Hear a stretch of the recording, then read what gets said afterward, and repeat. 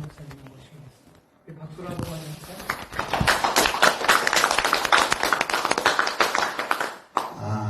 네.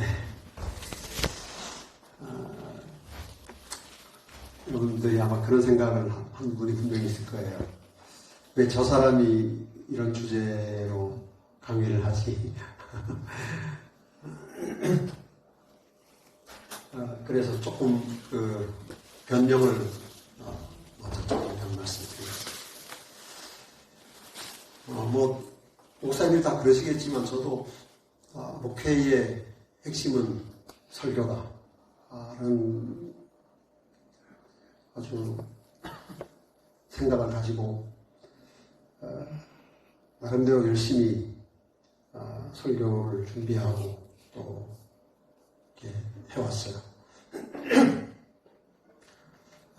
좀 바보 같은 말이지만 이렇게 제가 목회하면서 다른 것 때문에는 불평, 교인들의 불만 많이 있었지만 목사님 설교가 왜 저러냐 그런 이야기를 한 분들도 있겠지만 적어도 그렇게 별로 그렇게 그런 것 때문에 제 목회에 이슈가 되지는 않았어요. 왜냐하면 제 나름대로 이제 열심히 준비하고 또 이렇게 최선을 다해서 했기 때문에 설교에 시간을 많이 투자하고 그래서 저는 설교 저만큼 하면 되는 줄 알았어요. 그리고 설교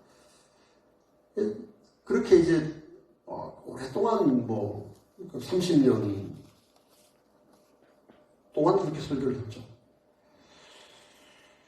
그러다가 제가 이제 한 5, 6년 전부터 그러니까 지난 연합회 회의에 연합회 목회부장이던 이지춘 목사님이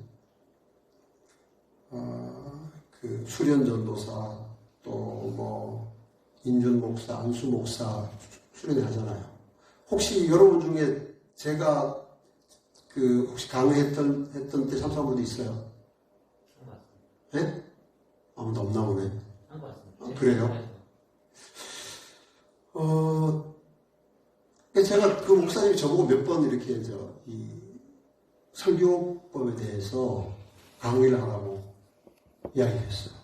형님 제가 못합니다. 나는 내가 설교를 그냥 하기만 했지 설교하는 방법을 가르치는 건 제가 해본 적이 없고 또 실제로 모릅니다. 그래서 못합니다. 자꾸 하라는 거예요. 근데 목사가 이제 목회 30년 하고 설교에 대해서 후배들에게 이야기하라고 하는데 계속 못한다고 하는 건 그거 좀 양심적으로 좀 그래서 그러면 내가 준비를 해서 해보겠습니다. 그래서 설교법에 대한 책을 한 10권쯤 봤어요. 그게 제 기억으로 한 7, 8년 전인 것 같아요. 그리고 그 책을 자세히 읽은 건 아니고 그 중에 몇 권 이렇게 읽으면서 처음으로 설교에 대한 독서를 좀 구체적으로 그리고 깊이 하게 됐는데 그때 제가 깨달은 게 뭔가 하면 내가 정말 설교를 너무 모르고 설교를 해왔구나. 내 마음대로 했구나. 네. 그걸 제가 알게 된 게 그저 아직 10년이 되지 않아요. 근데 이분이 이제 목사님이 저한테 또 함께해서 몇 번 제가 이제 그 강의를 준비하면서 또 책을 사서 보고 하면서 제 설교에 얼마나 심각한 문제가 있는지를 이제 그때 처음 알게 됐어요. 아무도 이야기해 주지 않았어요.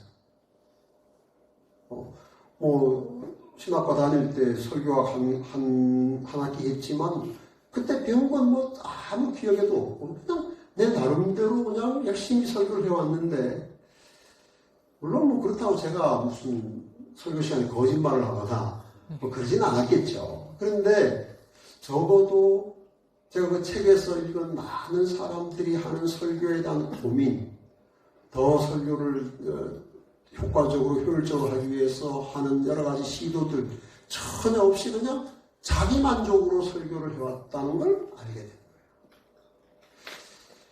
그래서 이제 그때부터 이렇게 해서는 안 되겠다 해서 그 강의와 관계없이 이제 제 설교를 자꾸 확인하고 그 다음에 또 책을 읽으면서 공부하고 정리하면서 설교를 공부한 지가 그저 아직 그렇게 별로 긴 시간이 되지 않았습니다. 그러다가 이제 제가 연수원에 와서 생각한 것이 우리 한국 재림교회 목회자들의 설교를 향상시키는 것이 연수원이 해야 될 가장 중요한 일 중에 하나다라는 그런 사명감과 부담감을 가지고 있던 터에 최근에 이제 고등 코넬에서 설교학을 공부하고 돌아온 오재호 목사에게 목회자 연수의 아주 가장 중요한 그 과목으로 설교법을 하기 시작했어요. 지금 우리 오재호 목사가 매 목회자 연수 때마다 설교를 가르치고 그 다음에 실습까지 합니다. 인준 인턴 목사 때는 실습도 해요.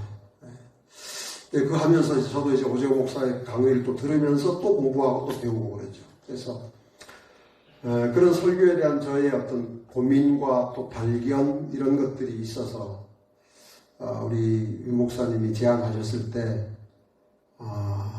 물론 오재호 목사가 와서 하면 제일 좋을 거예요. 저는 지금 우리 한국 재림교회에 오재호 목사보다 더 나은 설교 코치는 없다고 생각을 하는데 그래도 이제 저는 그 한 절반쯤 되는 내용을 여러분과 좀 나누고 싶어요. 가능하면 아마 이제 변 목사님처럼 이제 목회 많이 한 분 별로 도움이 안 되겠지만 그래도 우리 이제 아직 목회하실 기간이 좀 많이 남은 분들에게는 아주 중요한 작업이 좀 될 거라고 생각이 되고요. 제게 주어진 시간이 3시간인데 여기 이 강목에 있는 내용들을 다 다루는 건 전혀 불가능하고 제가 정말 말씀드리고 싶은 건 한 가지를 좀 꼭 전하고 싶은데 그건 뭔가 하면 우리의 설교가 철저하게 성경 본문을 다루는 설교가 되어야 된다는 것만 좀 강조해서 말씀드리고 다른 좀 시간이 남으면 다른 것들도 좀 말씀을 드리고 싶습니다. 우리가 열심히 준비해서 정말 열정적으로 설교를 하는데 설교가 전달이 잘 되지 않습니다. 목사님들은 자신들의 설교가 얼마나 잘 전달되는지 혹시 체크해 보신 적 있으세요? 저는 인턴 때는 설문지를 한번 돌려본 적이 있어요. 설교에 대해서 한 30가지 정도의 그걸 가지고 그냥 한번 해봤는데 그 다음부터는 못하겠더라고요. 내가 내 설교가 확인되는 게 겁이 나가지고 그 뒤로는 안 했어요. 근데 설교가 잘 안 들리는 이유는 많이 있습니다. 목소리가 작으면 잘 안 들리고 확신이 없게 해도 안 들리고 하는데 그런 개인적인 어떤 걸 빼고 설교의 그 구성과 관련해서 정말 목사가 열심히 설교하는데 설교가 잘 안 들리는 이유를 여기 제가 몇 가지 좀 이렇게 적어봤어요. 이제 적어도 이런 문제 때문에 설교가 교인들이 불평을 하면 우리의 설교의 철학에 문제가 있는 거예요. 정말 땀을 뻘뻘 흘리면서 설교를 하는데 교인들이 도대체 무슨 소리 하는 거야? 이런 생각이 드는 거죠. 목사님 오늘 도대체 뭐야? 핵심이 뭐지? 많은 설교가 그렇습니다. 제가 좀 이따 말씀을 좀 실례를 좀 들어볼게요. 우리가 사실 설교자는 거의 절대적인 권위를 가지고 있어요, 교회에서. 왜냐하면 일단 목사가 강단에 서면 교인들은 그때부터는 철저한 을이 돼서 그 사람이 무슨 말 하는지 다 그냥 가만히 듣고 있어야 되니까. 가끔씩 이제 어떤 사람이 목사님 그게 말이 됩니까? 이런 사람이 있지만 그런 경우는 거의 없죠. 근데 그래서 우리가 나는 말할 수 있는 권위가 있고 교인들은 그냥 들으니까 교인들이 어떤 생각을 하고 어떤 반응을 하는지 잘 모를 수 있어요. 근데 많은 경우에 여러분도 글을 쓸 수 있어요. 설교를 들으면서 도대체 무슨 말씀하는 거야? 성경 펴고 성경 이야기 하는데 핵심을 잘 못 짚는 거죠. 그런 설교가 이제 잘 들리지 않는 설교. 두 번째는 이게 이제 제가 좀 더 오늘 강조해서 말씀드리고 싶은 건데 이거예요. 도대체 지금 목사님 저렇게 막 열을 내서 강조하는 저 내용이 오늘 읽은 성경 본문하고 무슨 관계가 있는 거야? 이런 생각을 교인들이 합니다. 일단 그 생각을 하면 더 이상 목사님의 설교는 귀에 잘 안 들어옵니다. 왜냐하면 다른만 하고 있거든요. 본문과 유리된 본문을 떠난 이야기를 열심히 하고 있으면 계속 도대체 그러면 이 성경을 왜 읽는 거지? 저 지금 말하는 설교 내용의 근거는 뭐지? 이런 의심이 마음에 들면 더 이상 그 설교는 이제 교인들의 마음에 안 들어오는 겁니다. 그다음에 세 번째, 저렇게 주장하는데 저게 목사님 생각이야? 아니면 성경 말씀이야? 생각보다 많은 목회자들이 제가 그랬어요. 그 다음에 네 번째, 그게 말이 돼? 이건 뭐 본문과도 관계없이 목사님 말하는데 잘 안 믿어지는 거죠. 의심이 생기는 거죠. 진짜 그런 일이 있었을까? 예화를 들었는데 예화가 너무 자극적이고 비현실적이면 의심이 생기는 거예요. 목사는 사실이라고 하는데 듣는 사람은 안 받아들이는 거죠. 다섯째는 그래서 뭐 어떻게 알아? 우리가 열심히 했고 열심히 들었는데 뭘 해야 될지를 모르겠는 거죠. 이건 다 설교가 잘 들리지 않는 모든 이유가 다 설교자 때문입니다.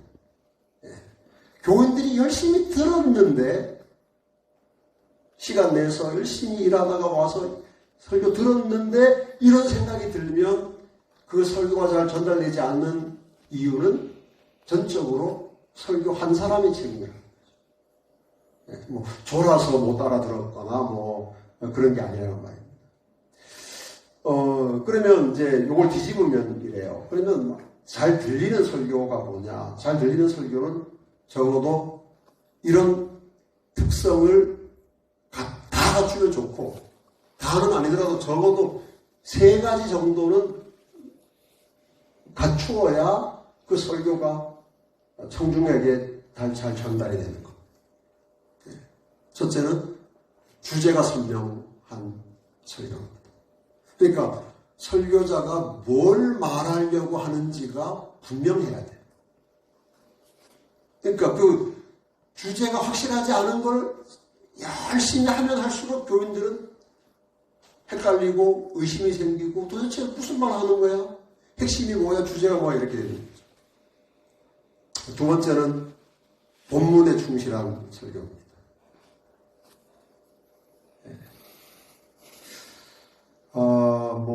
우리가 이제 제목 설교, 설교의 어떤 유형에 따라서 제목 설교, 강해 설교 이렇게 하지만 강해 설교든 제목 설교든 우리의 설교의 모든 근거는 성경 본문에서 나와야 하기 때문에 본문에 충실한 설교라야 교인들이 설교를 들을 때 불안하지 않아요.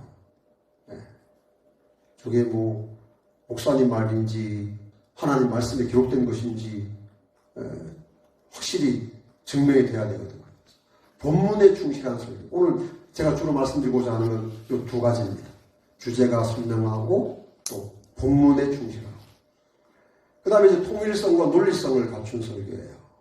시작할 때는 이 말 하더니 중간에 가더니 저 말하고 나중에 가더니 딴 말하고. 그러니까 설교를 전체를 흐르는 맥이 없는. 설교에 많은 요소들이 있는데 그 요소를 꿰는 어떤 중심이 없는 설교를 하면 잘 안 들립니다. 이건 많이 배운 사람이거나 안 배운 사람이거나 간에 이렇게 통일성과 논리성이 없는 말을 하면 누구든지 짜증이 나고 못 알아듣게 돼 있어요. 예. 그래서 잘 들리는 설교는 통일성과 논리성을 갖추어야 되고요. 그 다음에 설명과 논증이 충분해야 되고, 그 다음에 적용이 구체적이고 실제적인 설교.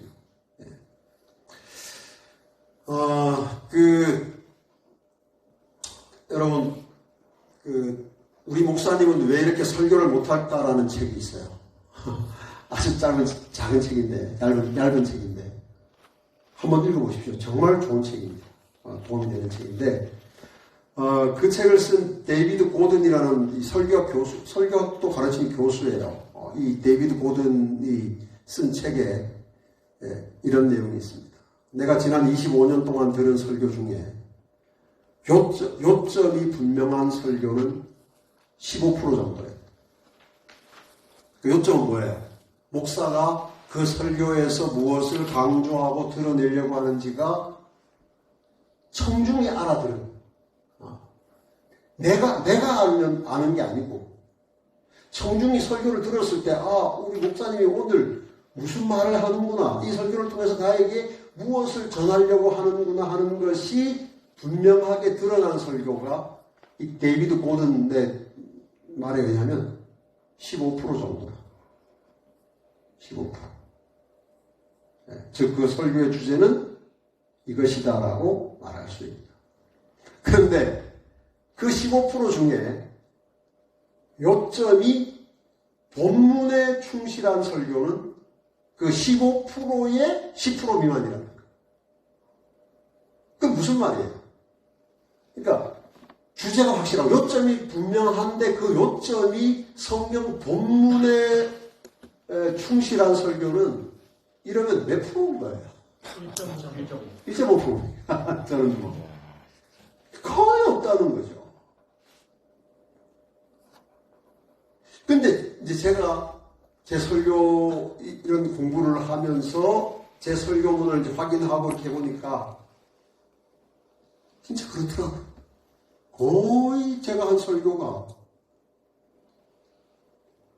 초점이 확실하지 않을 뿐 아니라 성경 본문을 가지고 많이 이야기했는데 그 본문을 다룬 게 아니라 본문을 가지고 내 생각을 전달했다.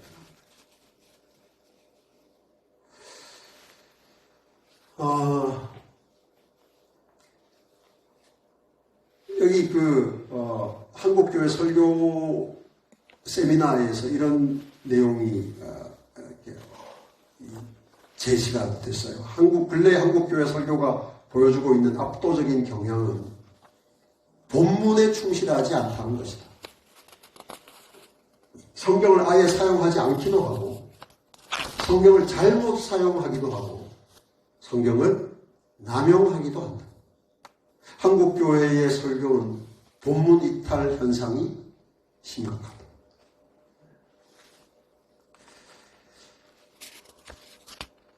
목사님들은 스스로 본문에 충실한 설교를 한다고 생각하십니까? 그럴 거예요. 네. 왜냐하면 이런 고민 자체를 안 해봤을 가능성이 많아요. 아마 내 경험에 비추어 보면. 제가 지금부터 이제 본문 이탈 사례를 몇 가지 좀 보여드릴게요. 이런 게 본문 이탈이에요. 본문을 사용하지 않는 경우는 사실 별로 없어요. 그래도 어쨌든 본문을 제시는 합니다. 근데 본문을 잘못 사용하기도 하고 남용하기도 합니다. 제가 지금부터 몇 가지 본문 이탈 사례를 보여드릴 텐데 이것은 다 우리 재림교회 목회자들이 한 설교입니다. 미안하게도 내 설교는 아니에요. 제가 다 들은 설교예요. 제가 이 설교에 대해서 관심을 가지고 이제 설교를 자꾸 듣게 되니까 나도 설교를 들으면서 이 설교의 주제가 무엇일까? 이 설교가 본문에 충실한 설교인가를 자꾸 생각하게 돼요. 네. 그러니까 은혜를 좀 못 받죠. 그 문제는 있는데 어쨌든 한번 보십시오. 이건 저희 선배 목사님입니다. 저보다 한참 선배 목사님이 한 설교인데 제목이 지렁이 같은 야곱입니다. 본문이 이사야 41장 14절인데 지렁이 같은 너 야곱아 이런 말씀이에요. 기억하시죠? 이분이 이 본문을 가지고 이렇게 설교하셨어요. 하나님이 야곱을 지렁이로 만드셨다. 지렁이같이 되게 하셨다.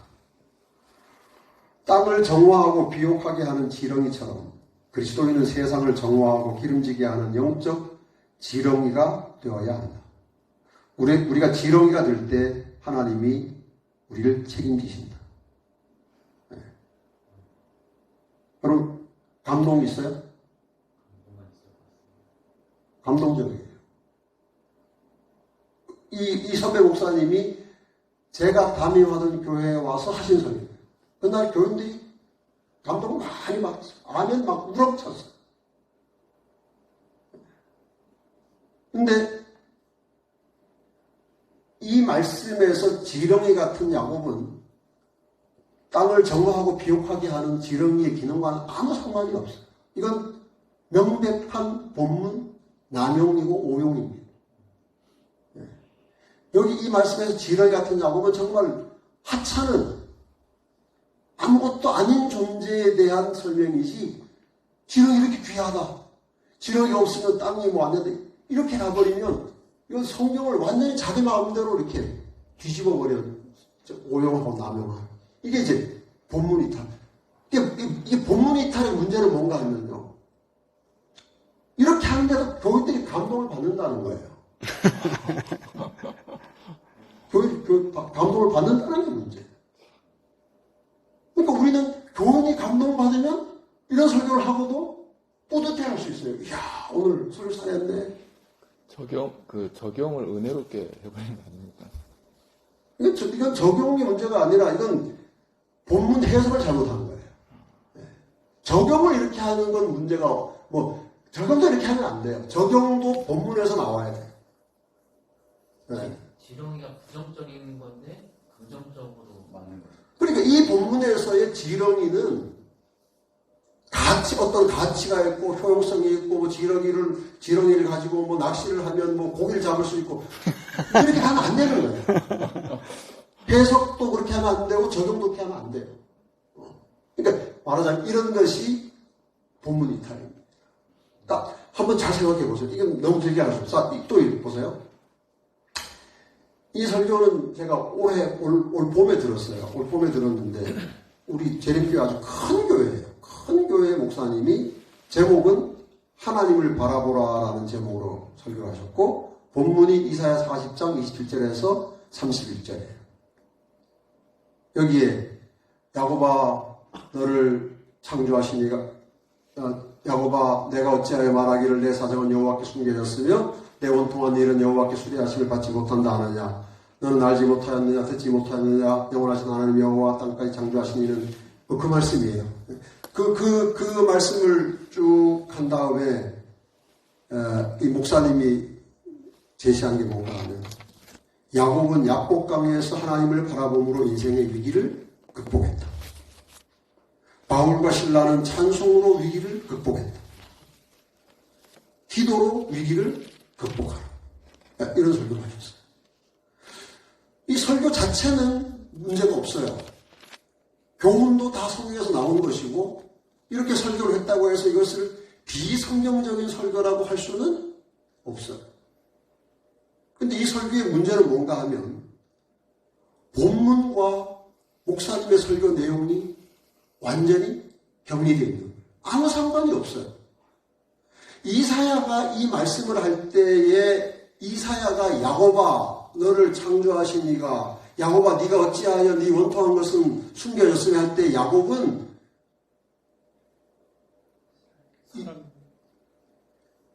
족장 야곱이 아니라 누구예요? 이스라엘 백성이에요. 그런데 이 목사님은 이 말씀을 읽고 야곱에 대해서 설명한 거예요. 야곱이 약복강에서 이렇게 했습니다. 이렇게 해서 약복이 거기서 하나님을 바라보았고 그래서 위기를 극복했습니다. 네. 나가서 이제 바울과 신라는 찬송으로 위기를 극복했고 있죠. 그러니까 이 내용은 다 성경에서 나왔지만 제가 제기하고자 하는 문제는 뭔가 하면 이 설교는 본문과 아무 관계가 없다는 거예요. 그러면 이 성도들이 다음에 이 본문을 볼 때 하나님의 말씀을 바르게 이해할 수가 없는 거예요. 네. 자, 지난 안수목사 수련회 때, 안수목사 연수 때 그 본문을 주고 설교 실습을 했어요. 네, 본문이 요한복음 8장 1절에서 11절, 그 예수께서 그 뭡니까 가늠하다 현장에 잡혀온 여인, 네, 그 본문을 주고 이제 설교를 준비해서 이렇게 시연을 했는데 한 목사님이 이렇게 했어요. 제목, 예수님도 굽히셨다. 사람은 굽히려 하지 않지만 예수님은 가늠한 여인을 위해 몸을 굽히셨다. 예수님이 굽히심으로 한 영혼이 구원받았다. 예수께서 십자가에서 굽히심으로 인류가 구원을 받았다. 어떻습니까? 저는 이 본문으로 이런 설교를 처음 들었어요. 와, 거기서 굽히셨다를 가지고 설교를 한 거예요. 감동적이죠. 굽히셨다. 근데 제가 이걸 왜 본문 이탈 사례로 여러분들에게 제시를 하는가 하면 분명히 이것이 본문에 있어요. 예수님이 굽히사라는 말씀이 이 본문에 2번이나 나와요. 굽혀서 쓰시다가 사람들을 보고 또 2번. 근데 문제는 이 본문이 말하려고 하는 것이 예수님이 허리를 굽히셨다는 게 이 본문이 말하려고 하는 핵심이 아닌 거예요. 네. 더 중요한 게 있어요. 이 본문을 통해서 성도들에게 전해야 할 더 중요한 기별이 있어요. 근데 그것 아니고 굽히셨다를 가지고 설교를 하면 이게 그 설교가 성경을 벗어난 설교는 아니라고 할 수 있겠지만 적어도 본문에 충실함, 본문을 다루는 설교는 아닙니다. 이런 거는 강의 설교 같지만 그냥 자기 주장을, 자기가 큐티에서 떠오른 어떤 생각을 그냥 교인들에게 이렇게 전하는 거예요. 아주 가벼운. 이렇게 하면 문제가 뭔가 하면 우리의 말씀 사역을 통해, 우리가 말씀 사역을 통해서 섬기는 성도들이 성경을 자꾸 그렇게 보게 되는 거예요. 네, 아무거나 하나 보고, 아이고, 이거, 여기서 은혜 받았네, 감동 받았네. 네. 똑같은 본문을 가지고 한 분은 또 이렇게 설교했어요. 제목은 바닥에 새긴 사람이에요. 네, 이분은 바닥에 집중한 거예요. 바닥. 한 사람은 굽힌 것에 집중하고, 이분은 바닥에. 예수님은 땅바닥에 글씨를 쓰셨습니다. 우리는 바닥을 쳐야 글씨를 쓸 수 있습니다. 정말 확신을 가지고 열정적으로 설교를 했는데 내 마음에 드는 생각은 이거예요. 과연 요한이 바닥을 강조하기 위해서 이 본문을 썼을까? 네. 그러니까 이거 역시 이것도 본문을 벗어난, 본문을 이탈한 설교. 그래서 이제 제가 우리 목사님들께 드리고자 하는 어떤 고민은 2가지, 아까 말씀드렸다시피. 일단, 예를 들어서 이 설교는 말이죠. 이 바닥 설교와 굽히다 설교는 주제는 확실해요.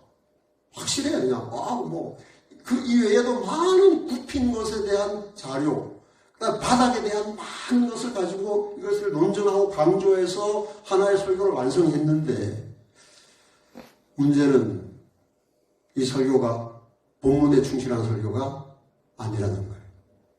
만약에 우리 청중 중에 어떤 사람이 과연 그러면 이 말씀이 예수님이 허리를 굽히신 것을 보여주기 위해서 기록된 본문인가에 대한 의심을 갖게 되면 더 이상 그 사람에게는 이 말씀은 아무런 힘이 없는 거예요.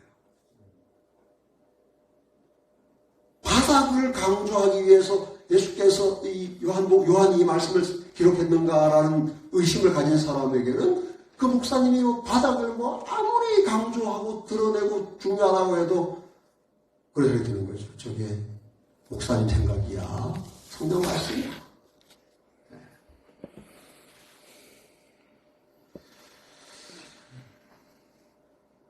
그래서 제가 우리의 설교를 좀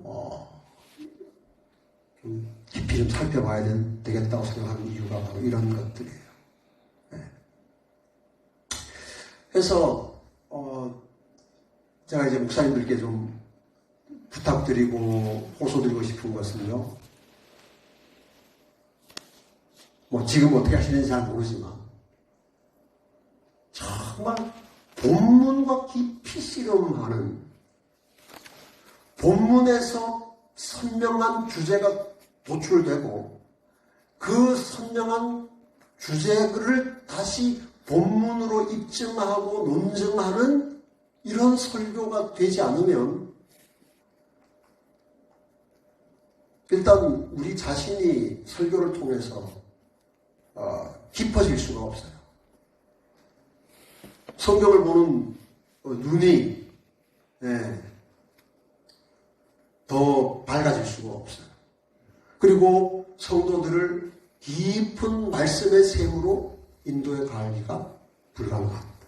너무 가벼운 거죠. 여러분, 이 요한복음 8장 본문에서 예수님이 가늠한 여인은 용서하시고 그렇잖아요.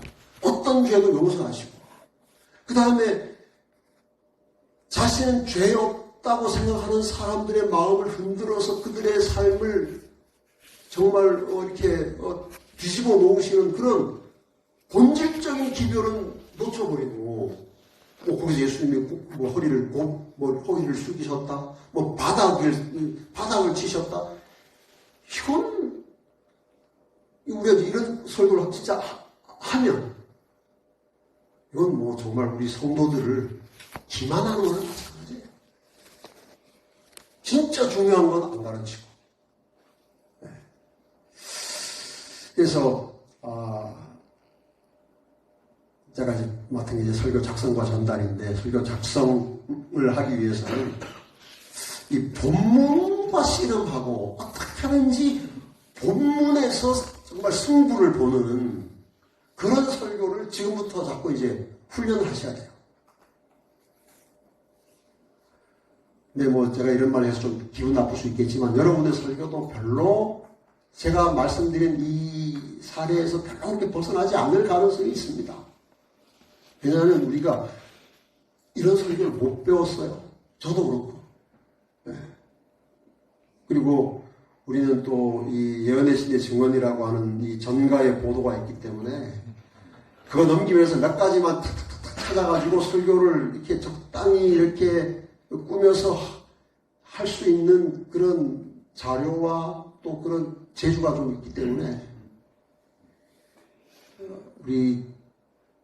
저는 이번에도 이 강의 목사님께 요청받고 제가 설교학 책 4권 샀어요.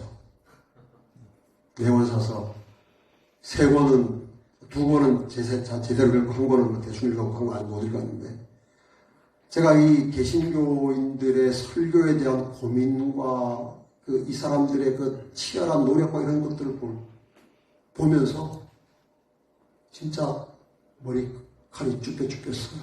와, 나는 왜 이렇게 못했을까? 나는 왜 이렇게 안일하게 말씀 사역을 섬겨왔을까?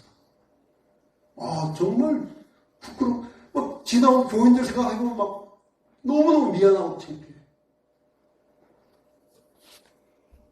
그런데도 윤재성 목사님은 저보고 설교를 가르치라 그러니. 네.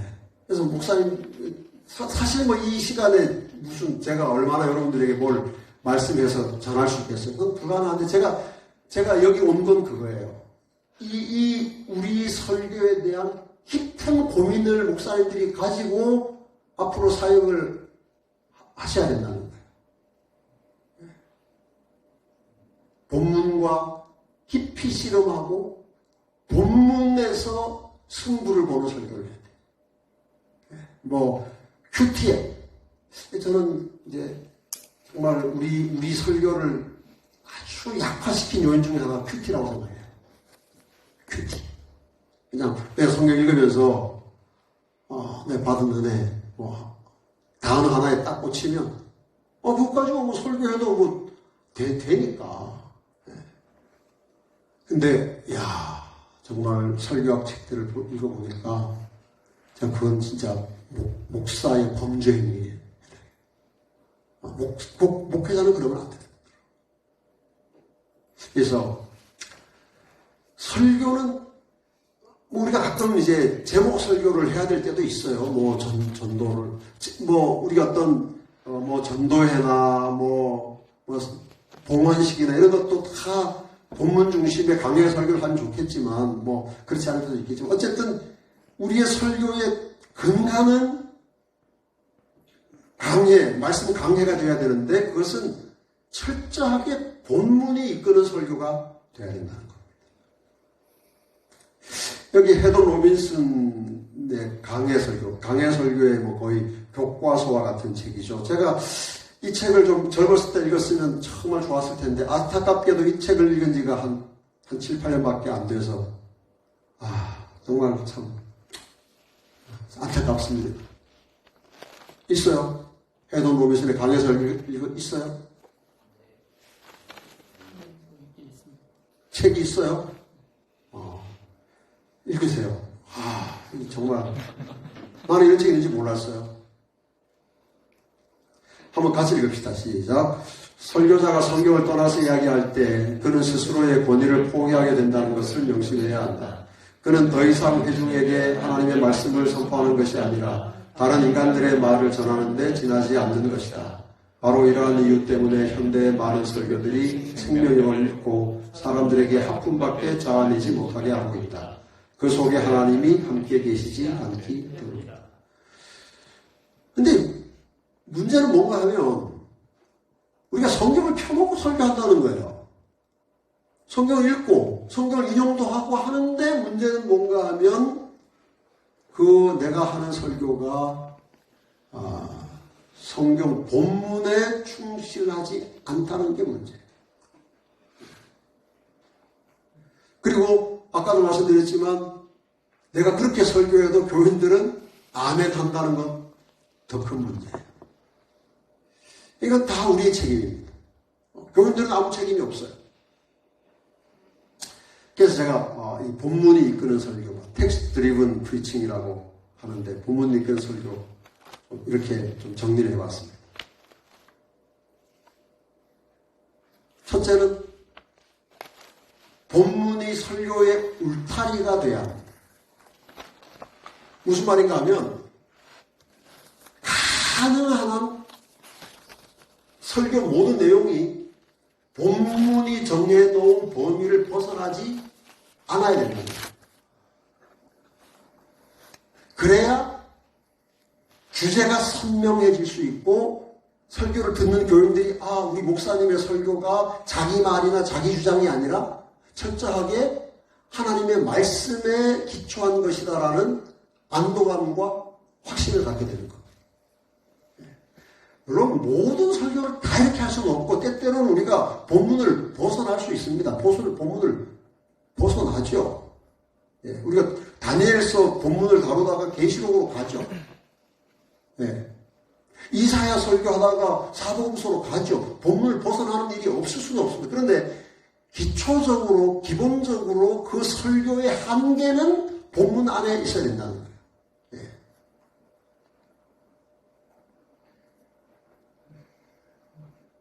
근데 이 본문이 울타리가 되는 설교가 어려워요. 왜 어려운가? 우리는 한 주제에 대해서 많은 성경 구절들을 찾아가지고 그것을 적당하게 나열하고 순서대로 통일성을 갖추고 이렇게 하는 하나의 설교가 되면 너무 쉽잖아요. 그런데 본문이 울타리가 되려면 본문의 모든 것을 깊이 파고 확인해야 되기 때문에 본문이 울타리가 되는 설교는 대단히 어렵습니다. 우리가 익숙해지기 전까지는 말이죠. 그러나 저는 하여간 우리의 설교가 발전하고 더 성장하려면 이런 설교에 도전해야 된다고 생각합니다. 본문이 울타리만 돼서는 안 되겠죠. 기둥도 되고 석가래도 되고 지붕도 돼야 됩니다. 그러니까 설교를 구성하는 모든 중요한 요소들은 다 본문에 있어야 돼요. 네. 본문을 벗어나는 것을 가지고 오면 이질감이 생기는 겁니다. 성경 공부는 그렇지 않아요. 근데 설교는 하나의 이 통일된 하나의 구조물, 뭐랄까요? 건축물이거든요. 설교는 하나의 완벽한 건축물이어야 돼요. 그래서 모든 것이 연결되고 통일성이 있고 그 다음에 논리적인 흐름이 갖추어져 있어야 되는데 본문에서 벗어난 걸 가지고 오면 이게 뭐야? 이상한 이게 뭐지? 왜 갑자기 저 말을 하지? 이렇게 되는 겁니다. 물론 우리가 이제 본문 중심의 설교가 익숙해진 다음에는 본문을 벗어난 것을 가지고 들어와도 본문 안에서 용해시켜서 이질감이 생기지 않도록 잘 핸들링 할 수 있는 그런 기술과 능력이 생길 거예요. 그러나 본문을 다루는 본문 중심의 설교에 익숙해지기 전까지는 하여간 가능하면 설교의 모든 구성 요소들을 본문 안에서 찾아내는 훈련을 해야 된다는 거죠. 네. 세 번째는 본문이 충실하게 설명되는 설교입니다. 아까 제가 이제 어떤 목사님 설교 말씀드렸는데 이사야서 본문 쭉 한번 읽고 나서 그 본문에 대한 설명이 거의 없어요. 본문을 읽은 다음에 그 다음에는 어디로 가는가 하면 바울과 신라의 찬송으로 가고 또 뭐 기도로 가고 이렇게 해서 그냥 하나의 설교를 완성해 버렸어요. 그러면 성도들은 그날 제시된 본문에 대한 이해가 없이 교회를 떠나는 거예요. 물론 교훈은 얻어요. 그러나 성도들에게 교훈을 심어주는 것보다 더 중요한 건 하나님의 말씀을 심어주는 겁니다. 왜냐하면 교훈은 가변적이고 언제 사라질지 모르지만 하나님의 말씀이 새겨지면 그 말씀이 늘 그래서 사도 바울이 하나님의 말씀은 살았고 운동력이 있어 내가 지금 너희를 주와 및 그 은혜의 말씀께 부탁하노니 그 말씀이 너희를 능히 든든히 세우사 거룩히 하심을 입은 모든 자들 가운데 기업 있게 하시리라 그랬잖아요. 그래서 우리가 말씀을 성도들의 심령에 새겨주기 위해서는 본문이 충실하게 설명돼야 돼요. 그러니까 우리가 설교할 때 한 본문을 제시했으면 그 본문에 대해서 성도들이 궁금해하거나 의심하거나 모르고 지나가는 것이 없을 만큼 우리가 본문을 자세히 연구해서 필요한 것들을 잘 전달해 줘야 된다. 그것이 본문이 이끄는 설교. 그래서 하여간 설교에서 언제나 본문이 제일 중요해. 네. 본문이 왕이다. 본문이 왕이에요. 이렇게 이제 본문이 울타리가 되고 본문이 기둥과 석가래와 지붕이 되고 본문이 충실하게 설명이 되면 이제 설교가 제대로 자리를 잡는 겁니다. 본문에서 주제가 확보된 설교. 본문에서 교훈을 찾아낸 설교. 본문에서 적용을 도출한 설교. 본문이 기억에 남는 설교.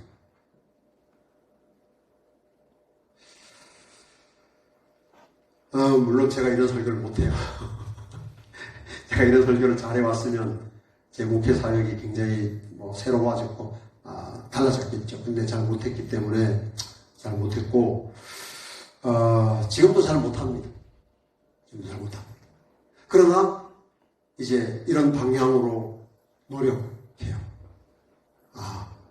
결국 설교는 본문을 다루는 거다.